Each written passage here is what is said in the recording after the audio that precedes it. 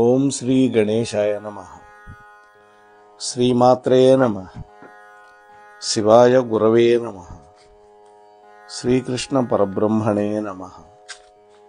శ్రీరామాయ నమః. శ్రీ గురుభ్యో నమః. శ్రీ దత్తాత్రేయాయ నమః.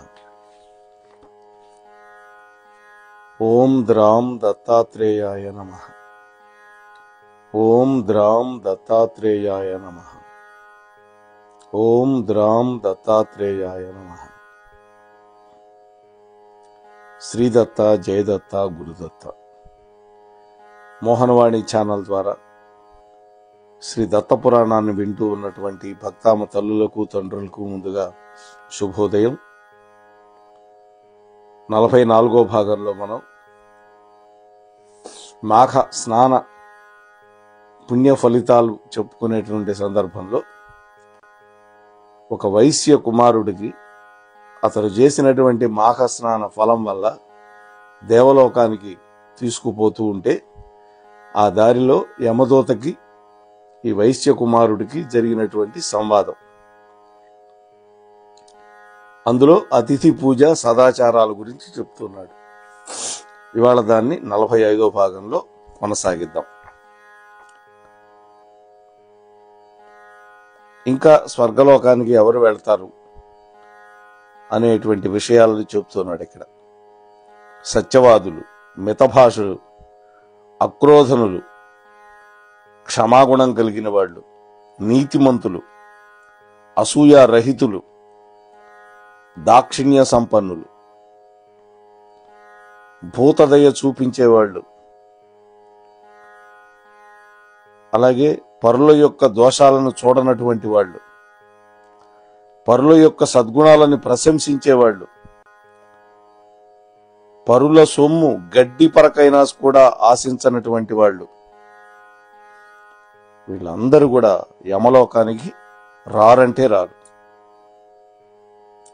అలాగే ఇతరుల మీదనే ఉత్తినే లేనిపోయినటువంటి నిందలు మోసేవాళ్ళు, వాడు ఇట్లాంటి వాట, ఆమె ఇట్లాంటిదిట, ఇవి ఈ నిందలు మోసేవాళ్ళు ఉంటారే, వాడికంటే మహాపాపిష్టి వాడు మరొకడు ఉండడు. అలాగే ఇటువంటి పాపిష్టివాడు మహాప్రళయం వచ్చి సృష్టి అంతమయ్యపోయే వరకు అసిపత్రము, రౌరవము అనేటువంటి ఘోర నరకంలో యమయాతనలు అనుభవిస్తూనే ఉంటాడు. ఇక వాక్పారుష్యం. వాక్పారుష్యం అంటే పరుషంగా మాట్లాడటం, చిన్న విషయానికి కూడా నిందావాక్యాలు పలకటం. అలాంటి వాడు నిస్సందేహంగా నరకానికే వెళతాడు.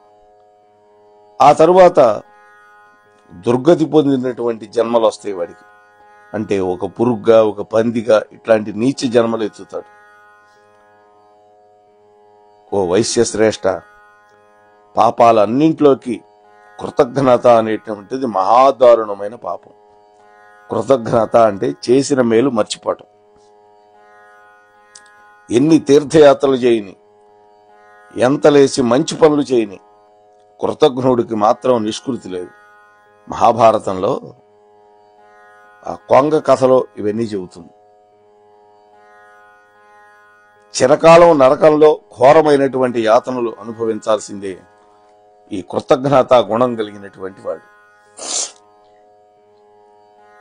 జితేంద్రియుడై మితమైనటువంటి ఆహారం తీసుకుంటూ పవిత్రమైనటువంటి నదీ తీర్థాలలో పుణ్యస్నానం చేసినటువంటి పావన గుణాలు కలిగినటువంటి వాడికి నరకలోకం వైపు రావాల్సినటువంటి పని ఉండదు. మిత్రమా, తీర్థాలలో మునకలు వేయకపోతే పర్వాలేదు, కానీ ఆ తీర్థ ప్రాంతాలకు వెళ్ళి పాతకాలు మాత్రం చేయకూడదు. అంటే పుణ్యక్షేత్రాలకు వెళ్ళి అక్కడ పాపాలు మూటగట్టుకోకూడదు.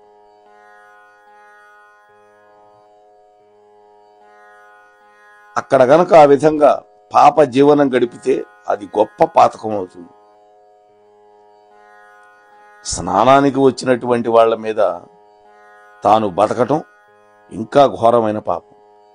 అంటే నదీ స్నానాలకు వస్తారు, అక్కడ వాళ్ళ మీద అధికమైనటువంటి వ్యాపారాలు చేయటం ఇట్లాంటివి.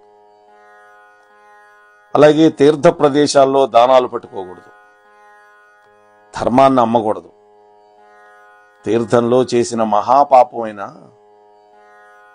అక్కడ దానం పుచ్చుకున్న ఈ రెండు కూడా దుర్లభమైనవి పాపాలు. అంటే ఎటువంటి ప్రాయశ్చిత్తం చేసినా కూడా తొలగనటువంటి పాపం అవుతుంది. అందువల్ల తీర్థాలలో మరీ జాగ్రత్తగా ఉండాలి మానవుడు. మరి మన దగ్గర దానాలు పుచ్చుకోకపోతే మన పాపాలు ఎట్లా పోవాలి? మరి పుచ్చుకునేవాడి పరిస్థితి ఏంటి అంటే, అందుకనే పెద్దలు ఏం చెప్పారంటే, దానాలు పుచ్చుకునేటటువంటి వాళ్ళు సహస్ర గాయత్రి చేసి ఆ దాన ప్రతిగ్రహణ పాపాన్ని పోగొట్టుకోవాలి. సహస్ర గాయత్రి 1000 సార్లు గాయత్రి మంత్రాన్ని చెప్పుకోవాలి అనుష్ఠానం. దానివల్ల పాపం వాడికి అంటుకోదు. లేకపోతే దానం పట్టేవాడే లేకపోతే ప్రమాదం కదా. అంటే అవసరం లేకపోతే దానమే పట్టకూడదు. అనివార్యమైంది, బతుకు గడవటం లేదు, దానం పుచ్చుకో, బ్రాహ్మణుడికి ఉంది దానం తీసుకోవటం అనేది. కానీ గాయత్రి మంత్రం చేయాలి. ఇది కానీ మిత్రమా, గంగా స్నానం అనేది చాలా చాలా గొప్పది. గంగా నదీ తీరంలో ఏ తీర్థంలో మునిగినా, బలాని ఘట్టంలోనే మునిగితేనే పుణ్యం అని అనుకుంటున్నారు. అలా చెప్పే కదా మనకి గోదావరి పుష్కరాల్లో పెద్ద స్టాంపేడ్ జరిగింది రాజమండ్రిలో, పుష్కర ఘాట్లో. అలా చెప్పకూడదు. ఎక్కడ మునిగినా కూడా ఒక్క మునకంటే ఒక్క మునక చాలు. జన్మ జన్మాలలో ఆర్జించినటువంటి సకల పాపాలు ప్రక్షాళన అవుతాయి. మనుషులు పూర్తిగా పరిపూర్ణులవుతారు. అంతేకాదు మిత్రమా, మిగిలినటువంటి జీవితంలో ఆ తర్వాత ఎన్ని పాపాలు చేసినా వాళ్ళకి ఏ దోషం అంటదు. అని పాపాలు చేయమని కాదు, పాపాలు చేయకుండా ఉండాలి. అనివార్యమైన పరిస్థితుల్లో మనకు తెలియకుండా కొన్ని పాపాలు జరుగుతాయి, దానికి ప్రాయశ్చిత్తం ఉండదు అన్నమాట. అప్పుడు అటువంటి వాళ్ళు నరకలోక ఛాయలకు కూడా రావాల్సినటువంటి అవసరం ఉండదు. ఏ వ్రతం గాని, ఏ దానం గాని, ఏ తపస్సు గాని, ఏ పవిత్రమైనటువంటి కార్యాలు గాని గంగా నది బిందువుల యొక్క అభిషేకంతో సమానం కావు అని పెద్దలు ఎందరో చెప్పగానే మేము విన్నాం. గంగా నదిని మిగతా తీర్థాలతో సమానంగా భావించేవాడు దారుణమైనటువంటి రౌరవ నరకానికి వెళ్ళిపోతాడు. గంగా అమృత జలం, ధర్మద్రవం. అటువంటి గంగా జలం సమస్త నదీ నద వాపి కూప తటాకాలలో ఈ జలం బీజప్రాయం. సాక్షాత్తు వైకుంఠుడి యొక్క పాదపద్మాల నుండి ప్రస్రవించింది. అంటే విష్ణు పాదోద్భవి 3 లోకాల్లో ప్రవహిస్తూ ఉంది. త్రిపథగా అని పేరు సంపాదించింది. ఎంత పవిత్రమైనది కాకపోతే సర్వజ్ఞుడైనటువంటి మహేశ్వరుడు తన యొక్క శిరస్సున పెట్టుకుంటాడు.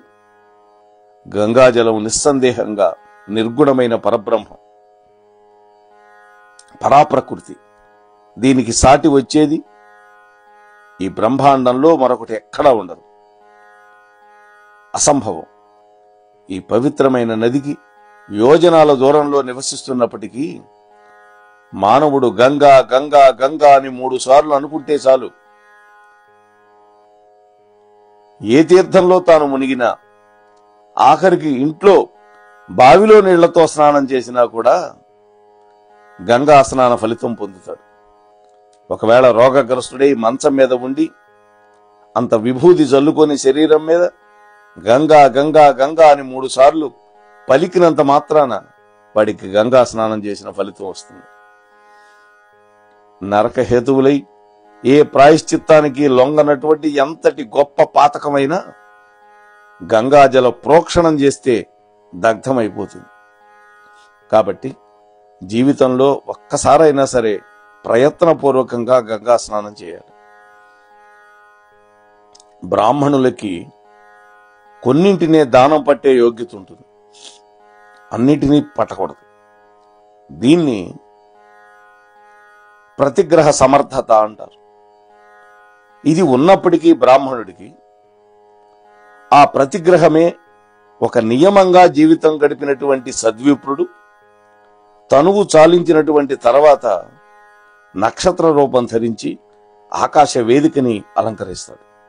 చూశారా, ఊబిలో కూరుకుపోతున్నటువంటి గోవును కాపాడిన వాడు కూడా ఆ ప్రయత్నంలో మరణించితే వాడు కూడా ఇట్లాగే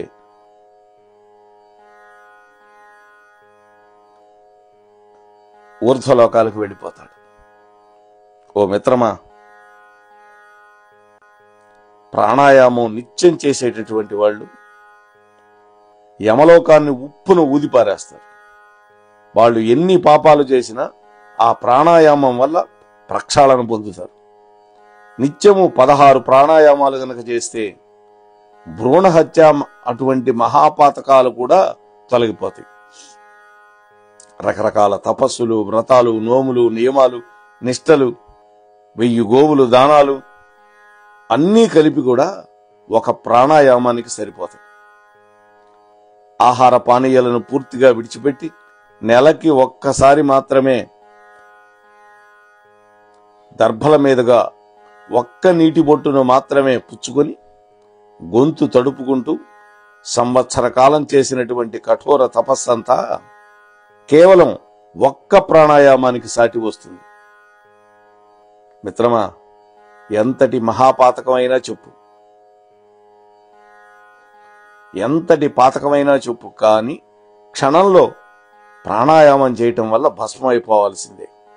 కాబట్టి ప్రాణాయామానికి కూడా అంత గొప్ప మహిమ ఉన్నది అని చెబుతున్నాడు.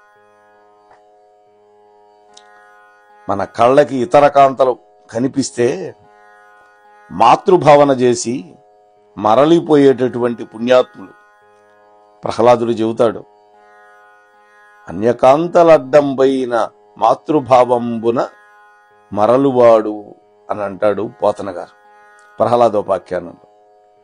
అలాగే పరకాంతలను మానసికంగానైనా వాంఛించనటువంటి నిగ్రహ సంపన్నులు ఇహలోకంలో పరలోకంలో దేవతలతోటి సమానం.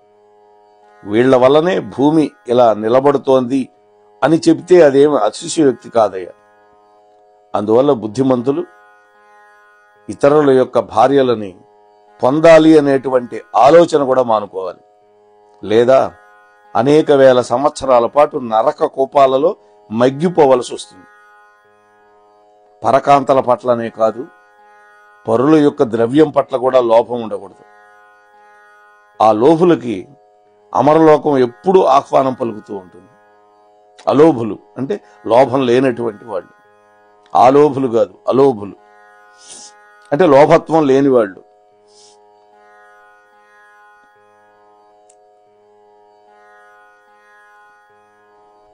అట్లాగే క్రోధం వహించవలసినంతటి కారణం ఉన్నప్పటికీ ఎవరు క్రోధానికి బానిస కాడో అతడు స్వర్గాన్ని గెలుచుకున్నట్టే. అక్రోధనుడు అంటారు ఆయన. అంటే స్వర్గలోకం ఎప్పుడు కూడా అక్రోధనులకే చెందుతుంది. వృద్ధులైనటువంటి తల్లిదండ్రులని దేవతలుగా ఆరాధించేవాడు, తండ్రి కంటే గురువును అర్చించేటటువంటి వాళ్ళు సత్యలోకంలో బ్రహ్మదేవుడికి అతిథులుగా అవుతారు.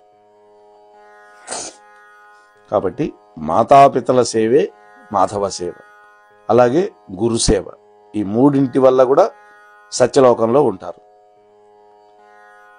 ఆ తరువాత దుస్సాంగత్యాలకి దూరంగా ఉండి శీల సంఘర్షణ చేసుకున్నటువంటి స్త్రీలు అంటే సంరక్షణ, శీలాన్ని రక్షించుకోవాలి. అటువంటి స్త్రీలు స్వర్గలోక నివాసం పొందుతారు. అటువంటి శీలవతులను చూస్తే, ఓ మిత్రమా, మేము గాని మా ప్రభు అయినటువంటి యమధర్మరాజు గాని శిరస్సు వంచి నమస్కరిస్తాం. అది పతివ్రతల యొక్క ధర్మం, లక్షణం, వాళ్ళ యొక్క వైభవం.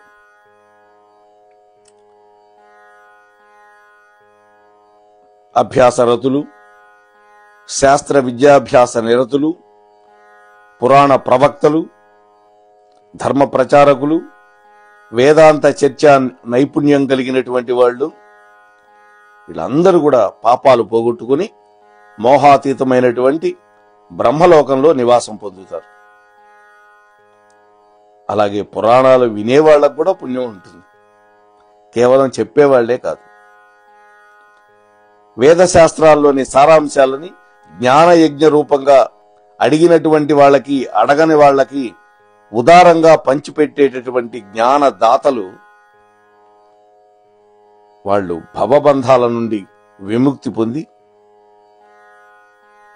ఊర్ధ్వలోకాలకి వెళితే అక్కడ దేవతలు సహితం వీళ్ళను పూజిస్తారు.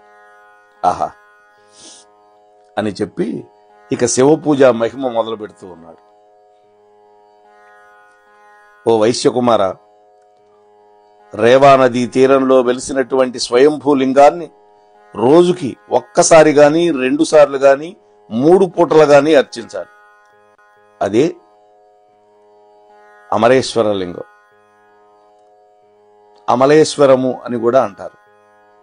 నర్మదా నది ఒడ్డునే ఉంటుంది, అది జ్యోతిర్లింగం. అలాగే స్ఫటికలింగాలు, రత్నలింగాలు, స్వయంభూ పార్థివలింగాలు. పార్థివలింగాలు అంటే మట్టితో చేసేవి.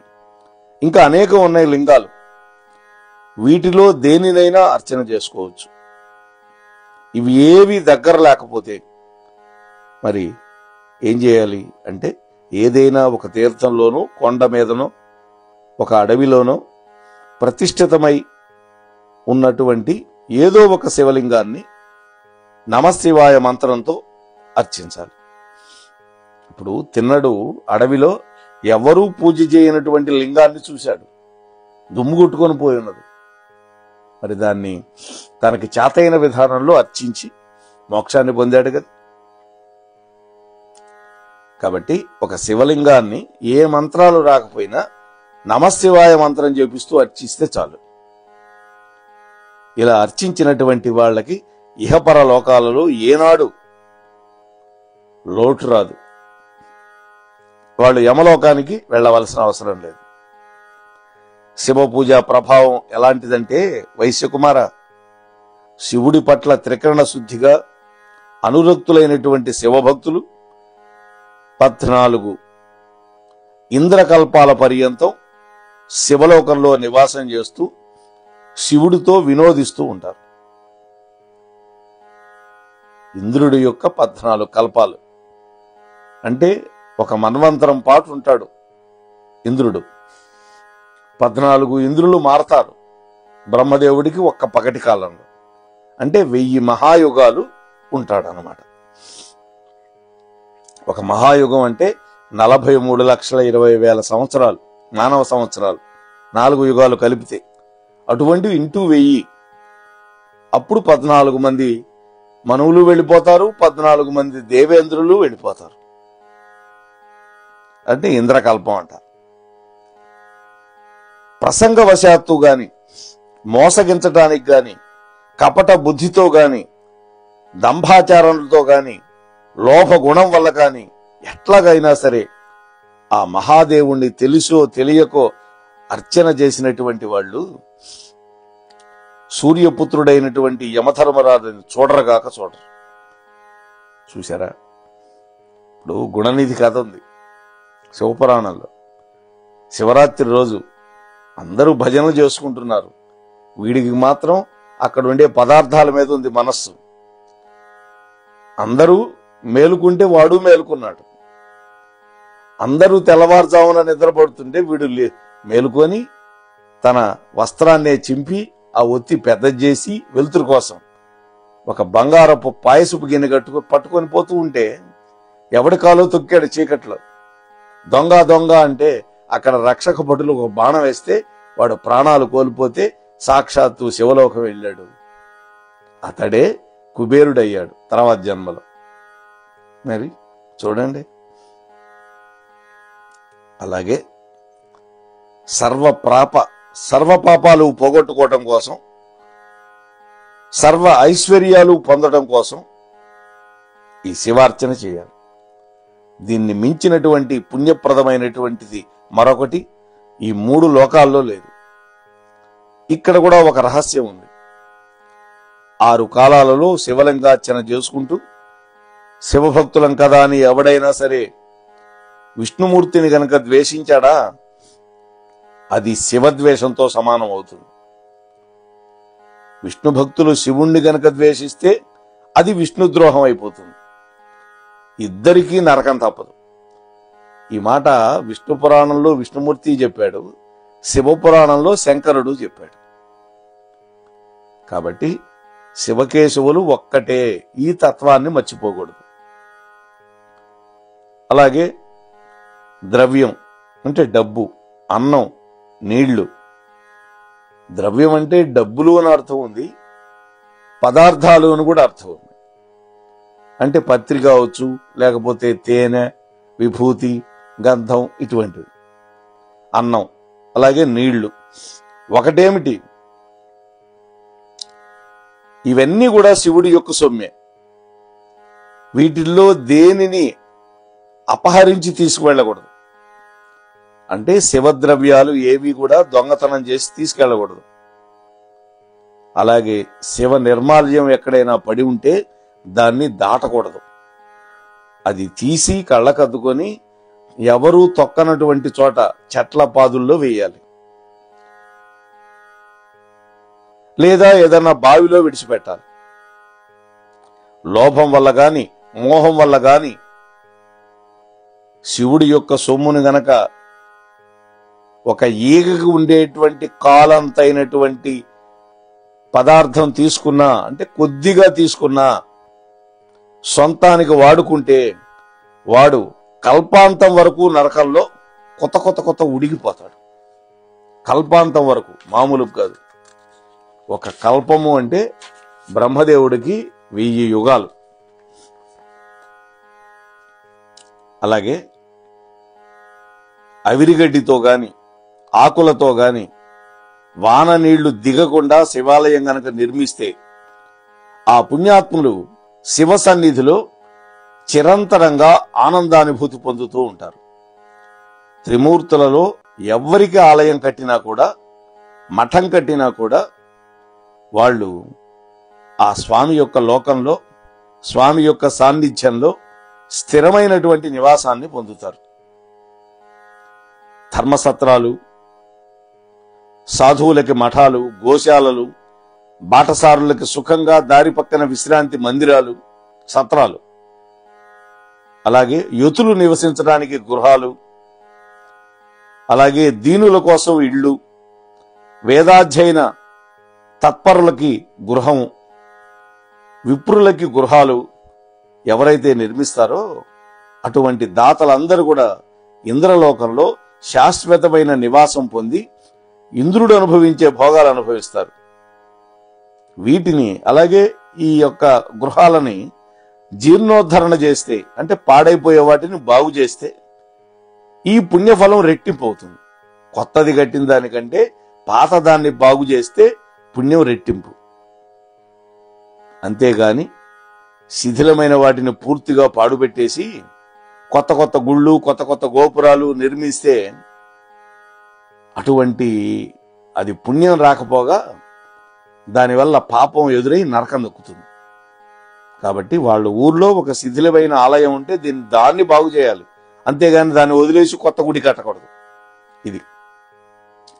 అలాగే దేవాలయాలు, బ్రాహ్మణ గృహాలు, యతులకి మఠాలు మొదలైన వాటిని ధనలోభంతో ఆధిపత్యం చేపట్టేటటువంటి వాడు సర్వపాప భాజనుడైపోతాడు.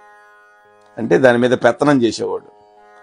వాళ్ళకి ఇప్పటికీ ఉన్నారు స్వాముల యొక్క దేవతల యొక్క మాన్యాలు తక్కువ కవులకు తీసుకొని దోపిడీ చేసేవాళ్ళు. అలాగే ఆ మఠాలకు సంబంధించినటువంటి ఒక ఆకు గాని, ఒక పువ్వు గాని, ఒక పండు గాని, ఇన్ని నీళ్లు గాని, ద్రవ్యం గాని, అన్నం గాని, వీటిని ఎవడైనా సరే కాజేశాడా వాడికి నరకలోక వాసం తప్పదు. కాబట్టి ఎవడినైనా సపుత్ర మిత్ర పశు బాంధవంగా నరకంలోకి నెట్టేయాలి అని అనుకుంటే అటువంటి వాడికి దేవాలయంలో గాని, గోశాలలో గాని, మఠానికి గాని ఆధిపత్యం అప్పగిస్తే చాలు. ఇదే కథ శ్రీమద్ రామాయణం ఉత్తరకాండలో కూడా మనకు కనిపిస్తుంది. ఒక కుక్కను కొడతాడు ఒకడు, వాడికి ఏం శిక్ష వేయాలి అంటే ఆ కుక్కే చెబుతుంది, వీడిని ఒక పెద్ద మఠానికి అధిపతి చేయండి అని. అదేమిటి అంత పదవి ఇప్పిస్తున్నావు, నిన్ను కొట్టినందుకంటే నేను కూడా అదే మఠానికి ఆధిపత్యం చేశాను, అక్కడ సొమ్ము తినేసి ఈ విధంగా కుక్కగా పుట్టాను అంటుంది ఆ కుక్క. అది ప్రక్షేపం అంటారు, అయినా కూడా అది ఒక ఆచరణీయమైనటువంటి కథే కదా. కాబట్టి మఠాధిపత్యం తన చేతిలో ఉన్నది కదా అని ఆ మఠంలో ఉండే అన్నాన్ని తాను ఒక్క పూట భోజనం చేసిన ఆ దోషం చాంద్రాయణ వ్రతంతో గాని పోదు. ఇలా ఏదో ఒక రకంగా చిన్నదో పెద్దదో పాపం చుట్టుకోక తప్పదని, అటువంటి పదవులు గనక మనం విడిచిపెట్టేస్తే ఎట్లా మరి? కాబట్టి ఆ పదవి చెయ్యాలి, తామరాకు మీద నీటి బొట్టులాగా ఉంటూ చేయాలి. కాబట్టి ఇటువంటి పదవుల్లో ఉన్నవాళ్ళు ఏదైనా తెలుసో తెలియకో తప్పు చేసుంటే ఆ మఠాలలో ఉండే వాళ్ళని గనక స్పృశిస్తే, అంటే అటువంటి పదవిలో ఉండేవాడిని తాకితే సచేల స్నానం చేయాలట. చూసారా, అంటే అంతటి పాతకం. త్రిమూర్తుల యొక్క అర్చన కోసం పుష్ప వాటికలు నిర్మించిన వాళ్ళు దేవలోకంలో నిత్య నివాసం పొందుతారు అని వైష్ణవ మహిమని మొదలు పెడుతున్నాడు. దాన్ని రేపటి రోజు దత్తాత్రేయ స్వామి యొక్క అనుగ్రహంతో చెప్పుకునే ప్రయత్నం చేద్దాం. ఇవాళ శివ వైభవాన్ని పూర్తి చేయాలనేటువంటి ఉద్దేశంతో మాత్రమే ఒక 2 నిమిషాలు అదనంగా తీసుకోవడం జరిగింది. అంతవరకు మీ దగ్గర సెలవు తీసుకునే మీ ధర్మవరపు వెంకటరమణ. స్వస్తి. ఇంతవరకు మన ఛానల్కి ఎవరైనా సబ్స్క్రైబ్ చేసుకోకపోతే ఇప్పుడే ఈ క్షణమే సబ్స్క్రైబ్ చేసుకుని ఆ పక్క నుండి బెల్ బటన్ మ్రోగించి మమ్మల్ని ప్రోత్సహిస్తారని మనస్ఫూర్తిగా కోరుకుంటూ ధన్యవాదాలు.